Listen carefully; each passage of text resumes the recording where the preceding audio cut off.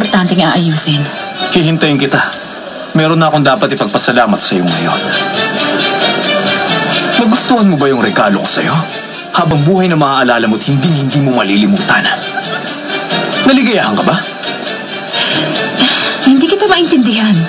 Para kang kakaiba ngayon. Medyo nakainom ka ba, kamahalan? Wala na mas nakakalasing pa sa mga yakap ng babae sa katawan ng isang uhaw na lalaki. Baliw ka na ba? Siguro nga. Pasensya na, alam mo mawalang galang pero hindi kita masasamahan ngayong gabi. Kung gusto mo, pumili ka na lang ng iba.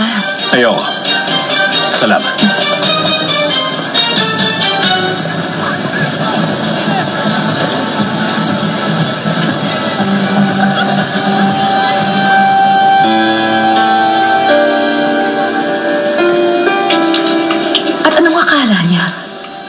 Siya makipag-usap sa akin. Sino mong makakarinig, iisipin namin nangyari sa amin. Narinig mo, Raisa? Hindi lasing si Karim at meron siyang gustong ipahiwatig.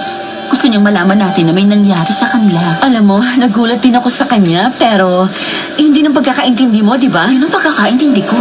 Pero ang galing niya magkunwari. Ang galing niyang magkunwaring inosente lang siya. Talagang artistang babaeng yun. Siguro malaking ibinayad sa kanya ng Arabong Emir. Bakit kasi hindi na lang akong piliin niya? Ipaliliwanag ko lang. Ang mga tuso sa sugal, ang mga ipokrita, sila lang ang laging nagwawagi. At ikaw, kaya lagi kang natatalo ay dahil kontento ka na dyan sa maliliit na perla sa liig mo. Kayahin mo na lang siya. Malaki nang lamang niya sa atin, samantalang kung tutuusin, mas matagal na tayo rito at mas marami na tayong karanasan.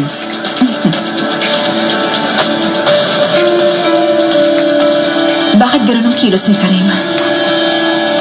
Hindi ako makapaniwala na bigla siyang magsasalita ng gano'n. Pag inulit pa niya yun, magsisisi siya. Hindi niya ako pwedeng insultuhin kahit na Emir pa siya.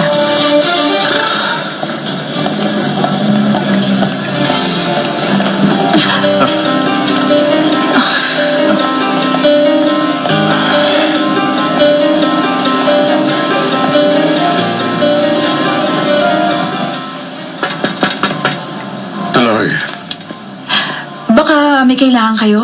Hindi, wala na. Ayos lang naman ako. May chinecheck lang ako mga account. Tama.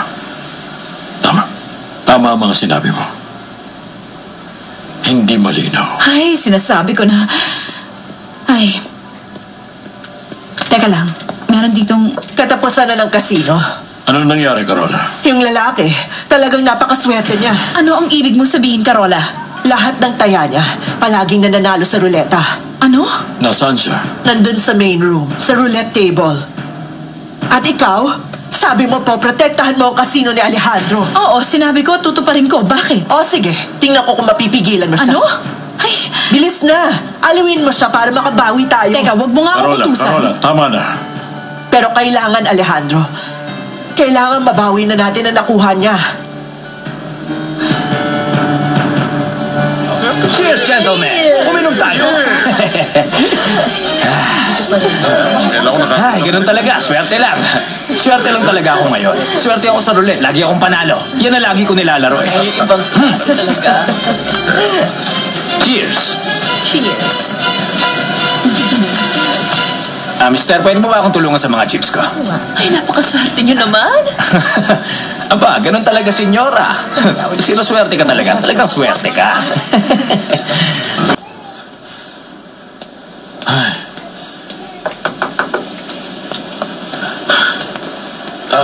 Ano ba yan? Patayin mo nga ang ilaw. Hindi. Alam mo bang nangyari sa casino?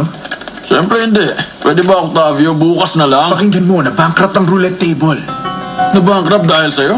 Hindi. Dahil kanino? Sa lalaki ngayon ko lang nakita rito. Kung gano'n, hindi naka-fix ang games para walang manalo sa mga nagsusugal? Nagulat nga lahat ng tao eh. Tumaya ka ba? Oo, konti. Pero natalo ko. Sigurado ako. Natalo ka dahil sa kahabol mo doon sa kamukha ni Marie Cruz. Hindi ko na pinapansin yun. Ay, pwede ba? Huwag mo na akong niloloko. Siguradong bilang na bilang mo pagkurap ng mata niya. Sobra ka naman. O siya, sige na. Bukas na tayo mag-usap. Patayin mo na ang ilaw at matutulog na ako. Sige na, alis na. Bye. Eduardo. Doon ka na sa kwarto mo. Sige na. Babay na. Patayin mo yung ilaw.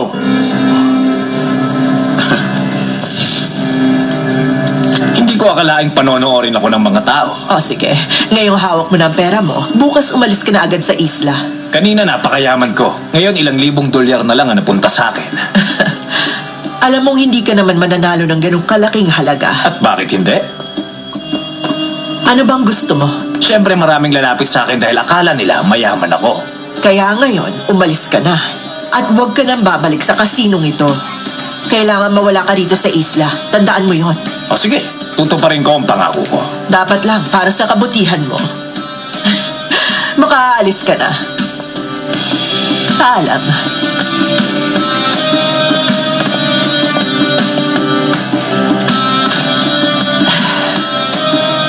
Ngayon, hintayin natin ang magiging resulta.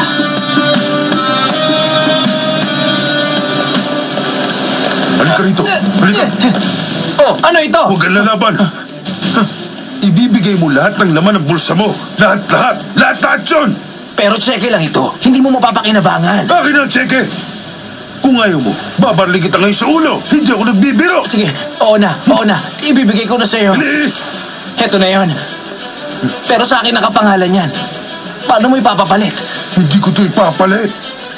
Bakit mo ba kinuha? Akala mo hindi ko alam na binabankrupt mo ang kasino? Kung may nagbabankrupt ng kasino, walang iba kundi si Carola Canseco. Umalis ka na ngayon din. Pero kailangan mo muna sabihin sa lahat na ninakawan ka ni Surillo at kinuha niyang lahat sa'yo. Naintindihan sige, mo? pero... Sige na, umalis ka na. Layas! Umalis ka na rito. Takbo! Alis!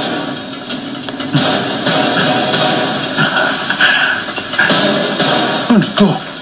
4,000 dolyares lamang? Teka, malaking ebidensyang hawak ko. 4,000 dolyares sa harap ng kalahating milyong dolyares. Gusto ni Carola na malugi ang kasino nang sa ganon, mabili niya sa murang halaga. Hindi pwede. Hindi siya magtatagumpay sa pinaplano niya.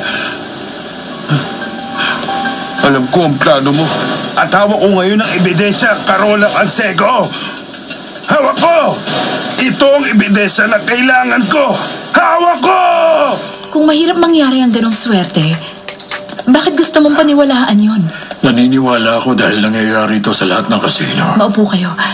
Ay, kasi naman hindi ba talaga kayo maniniwala na posibleng setup lang ang lahat na nangyari ngayong gabi? Hindi magagawa ni Carola yon. Ay, naku. Alam niyang hindi ako maluloko sa ganong paraan. Hindi. At nakita mo, galit na galit din siya doon sa lalaki. Dahil nawalan din siya ng pera. Masyado po kayong tiwala sa kanya, Don Alejandro. At hindi ko pa mapatunayan sa inyo ngayon na gustong makuha sa inyo ni Carola ang kasino sa maruming paraan na kagaya na nangyari ngayong gabi sa roulette table. May karapatan si Carola na bilhin sa akin ang kasino. Isa pa, ayoko ng problemahin pa yan. Pero siyempre, kailangan niyang tapatan ng presyong inaalok ng ibang buyers na interesado rin. Sa tingin niyo makakahanap kayo ng maayos na buyer? Oo, siyempre naman. Sana nga magkaganon. Bakit naman hindi? Bukas, siguradong magiging balita sa buong lugar na na-bankrupt ang roulette table ng kasino ng Isla Dorada. Papamahiin ng mga tao sa lugar na to. Iisipin nilang lahat na may dalang kamalasan ng kasino na yan at wala nang swerte. Alam ko, mabigat talaga ang nangyari. At papasanin nito ng lahat ng may kinalaman sa kasino. Hindi ko kayo makumbinsin na si Carola Canseco ay traidor at magnanakaw. Pero alam kong mamumulat din kayo sa katotohanan at sana lang hindi pa huli ang lahat.